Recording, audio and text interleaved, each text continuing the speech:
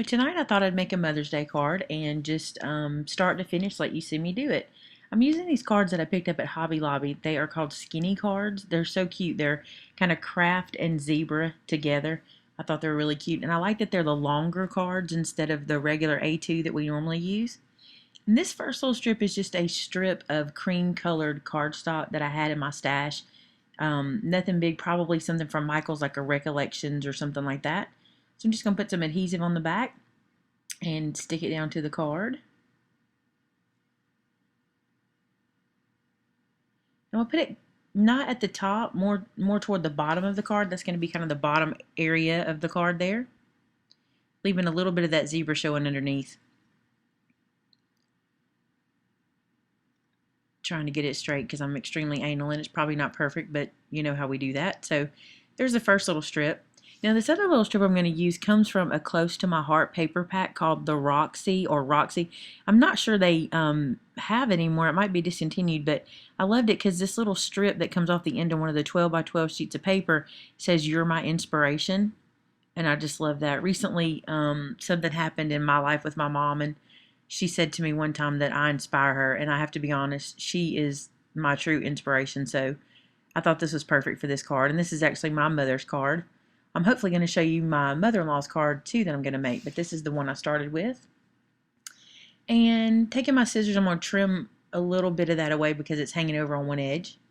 So we'll just trim that off. And once we get that trimmed off, we're ready to move on to the next element. I just love this zebra. Everybody knows I'm a big zebra fan, so I love that zebra and the red. Now this is a little tag that came from Close to My Heart as well. A lot of this stuff was from Close to My Heart. This is a tag that is in a little slide out pocket, and I just took the tag out itself. And what I'm going to do is take some Memento ink and using this little font stamp set from Inkadinka which I picked up at TJ Maxx, I'm going to use the letters there to spell out mom. And I only have, one of each, so I'm going to start with the M and the O. And on this little tag, the M, O, and M is only going to fit if I do it in this little angled direction. So we're going to angle it across here, and we're just going to type Mo, and I guess I could stop there if I was like, hey Mo, what's up? But really I'm going to take the O off, and then I'm going to use that M to finish out the word mom on the little tag. I love tags. I think they're so cute, and you can do so much with them. And I was pretty happy with that. I think that turned out cute. I love that font. It is just exactly me. And I like using kind of this straighter font with the more cursive font that's on the You Inspire Me strip. I thought this looked really good together. Now I'm going to take the Crop-A-Dile. I'm going to put a hole in opposite corners using the smaller Crop-A-Dile hole. So I'm going to put a hole in this bottom corner. I couldn't quite line it up, but I finally got it there. I'm a little shaky. I probably told you all that before, so now I'm going to put one in the top corner. And inside of those are going some of my favorite brads that I save for special occasions. I love these brads. They are actually, they look antique. They're from Close to My Heart. Like I said, a lot of Close to My Heart products tonight. And they are, I don't remember exactly what they're called. I'll put them in the description or put a link in my blog to what those are called. But they really look like antique jewelry. And I just love these brads. I'm running out. I'm going to have to try to get some more if they're still available. But I put a big one in the bottom right-hand corner and then a smaller one in the top left, just to kind of bling up that tag.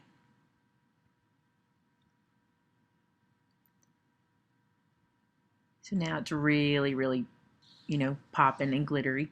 And then this is a piece from that same Roxy paper pack, and I cut it down to like 1/4 of an inch bigger on either side of the tag.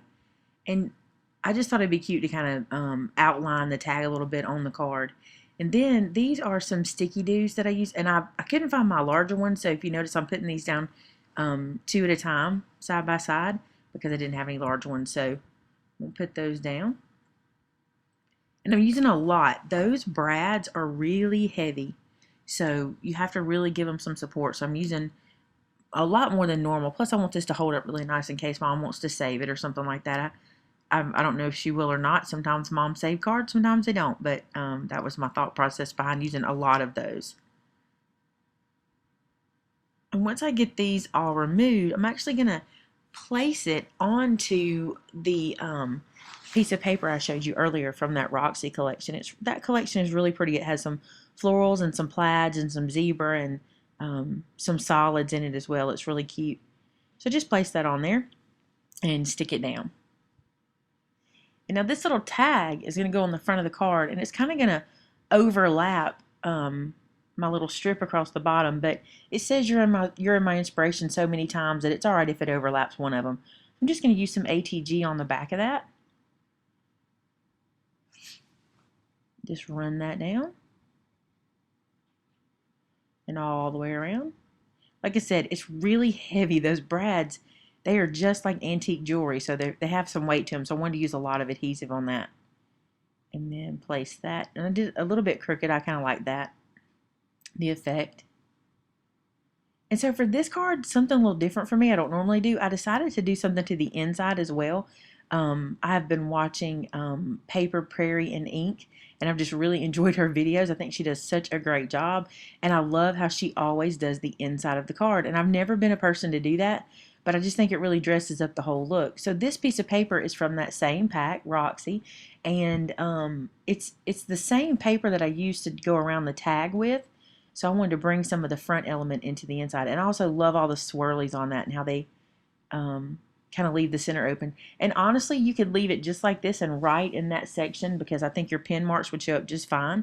But I decided to take another piece of that cream colored paper that I used on the front and place it kind of off to one side so I can write on that piece of paper. You can see that paper kind of has like a parchment texture to it. It's really pretty and I really like it. And in person, I think it matches better than on this video now that I'm looking at it. But in person, it looks really good. And I decided I was going to put that down. And I really thought, normally I would put some dimension on this, but since it's on the inside and you want it to stay flat, I thought this needs some kind of definition on it. So what I decided to do is take that cream colored piece and using the black memento, this is where I'm like, maybe not, I'm trying to decide. So I take that black memento ink that I used earlier, and what I'm going to do is sponge the edges of this piece of paper. That's where I tried to use brown. I was like, maybe I should use brown. No, now I'm going to use the black. Yep, there's the black. So using a sponge, I'm just going to run around the edges of that.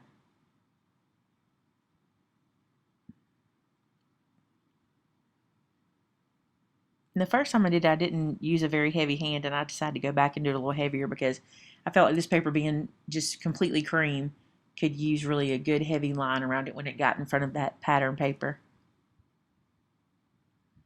Like I said, I've never done the inside of the card, but it was pretty fun designing the inside. So if you haven't done that before, I challenge you to try it because it allows you to kind of pull those same elements from the front to the. It's almost like doing two card fronts, but on the inside you're leaving yourself room so that you can write or stamp your sentiment, and it's a lot of fun. So I challenge you to do that. It's harder to put some, dimensional embellishments on the inside, but it works really good if you're just going to keep them flat. So once I had that inked up, I just used the ATG and put some adhesive on it. And you also notice that I rounded the edges of one side of this using the crocodile of the cream piece. And so then that sticks down. And that black is pretty harsh in person. Again, it doesn't look like that. I mean, it's pretty harsh on video, but it doesn't look like that in person. And this little strip I had left over, it actually was exactly enough. It says, you're my inspiration, exactly enough. So I'm going to put that at the bottom. And so it'll say, you're my inspiration, and I can just write to her there on that little piece on the inside. And there's the card. It was a lot of fun to make. Now, the only thing I did, I took the crocodile and I rounded those top corners because I thought that front was just square, square, square. So I thought this would give it a little more interest. So there you go. That's the card for my mom for Mother's Day. And the next one I want to show you guys is going to be the one for my mother-in-law that I'm making for my husband to have a card. So I hope you guys enjoyed it, and I will see you guys later. Bye-bye.